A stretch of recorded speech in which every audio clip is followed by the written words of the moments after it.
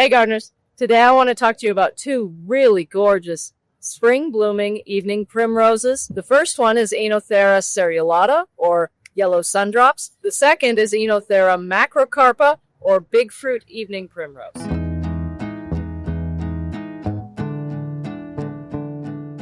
So I want to start off by saying that sadly I missed filming these when they were at their peak. They were absolutely stunning. So I hope you'll accept some B-roll over top of what I'm saying so that you can really get a sense of how gorgeous they are when they're in full bloom. But they have been blooming for well over 2, almost 3 weeks, and they're still going. They're just not quite as prolific as they were when they started, but these are so gorgeous. I absolutely love them. I'm not a huge fan of yellow. I don't like nothing but yellow in my garden, but I do love yellow to offset other colors. And having everything blooming all at once right now with a little bit of yellow to offset it has been absolutely gorgeous. Oenothera serrulata is a species of flowering plant in the Oenothera family.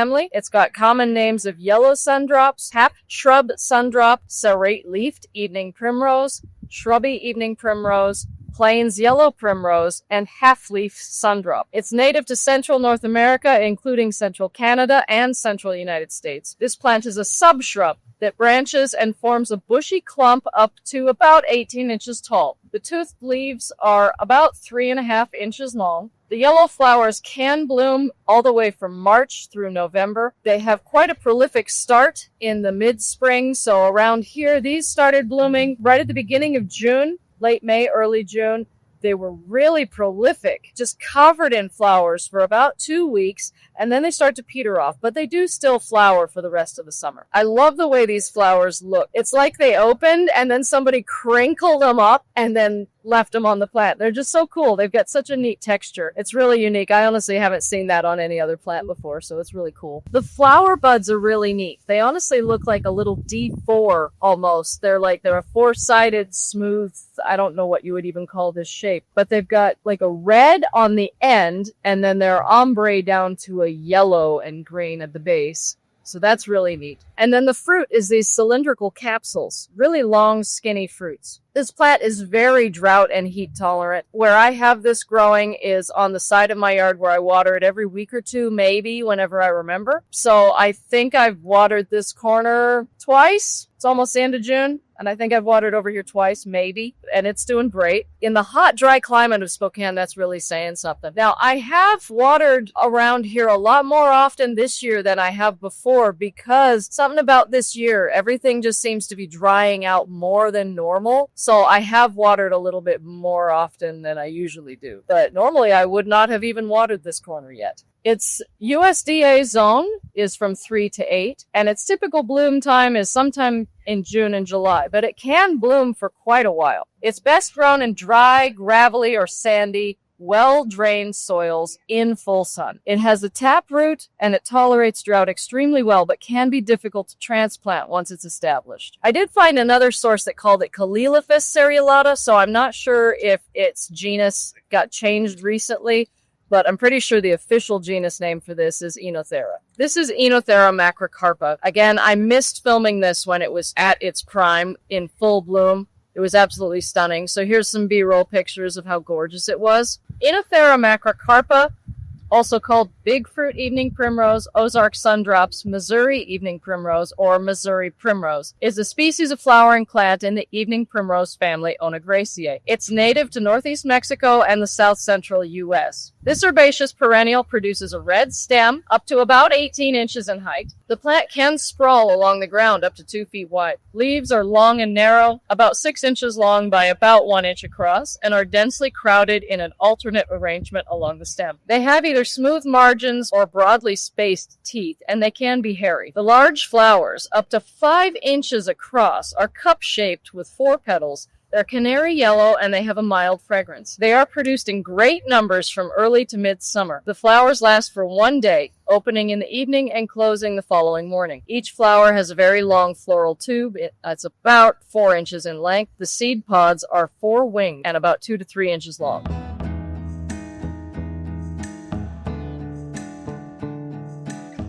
A little bit about the etymology of this plant. Oenothera is Greek for wine-scented, and the specific species name macrocarpa Macro means big, carpa means fruit, so it literally means big fruit, which this definitely has. Oenothera macrocarpa is native to Arkansas, Illinois, Kansas, Missouri, Nebraska, Oklahoma, Tennessee, Texas, and northeast Mexico. The habitats include limestone outcrops, glades, bluffs, rocky prairies, quarries, and roadsides. The flowers are pollinated by night-flying moths, such as the sphinx moths. Oenothera macrocarpa is zoned 3 to 7 and typically blooms from May through August. It likes full sun, dry to medium dry soil. It's very drought tolerant. It also tolerates clay soil and shallow rocky soil. It's easy to grow in average, dry to medium, well-drained soil in full sun. It tolerates poor and or limey soils, drought, and some light shade. It's easily grown from seed and will self-seed under optimum growing conditions. Both of these primroses have been blooming in my garden since late May. It is now the second half of June. They're still going,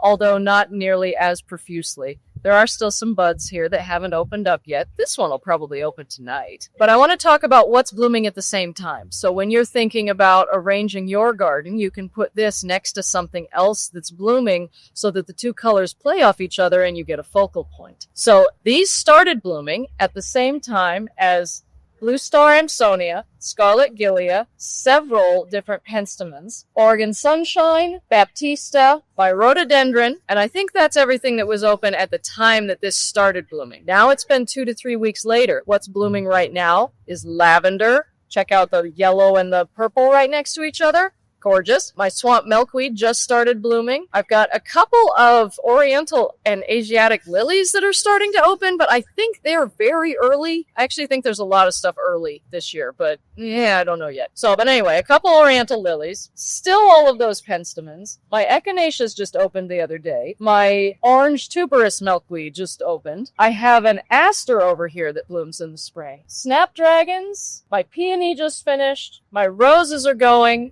And salvia is also blooming right now. All of this is blooming at the same time. And so anytime you're planning a garden, you want to make sure that you have things blooming from as early as possible until, winter kills everything. So I like to design a garden to where there's things that are blooming next to each other. So it's not just a thing here, a thing over here. Here's a clump of things that are blooming at the same time and the colors complement each other. That's my goal when I'm designing a garden. So it's good to know the bloom times for everything so that you can kind of do little clumps, successive planting like that. So I hope this video was valuable to you. I hope you enjoyed it and you learned something. If you did, make sure to tell me by hitting the like button. If you have any questions, make sure to leave them in the comments down below. And if you haven't already subscribed, please do that so you get more gardening content in your video feed every week. Thanks again for watching, guys. I'll see you in the garden.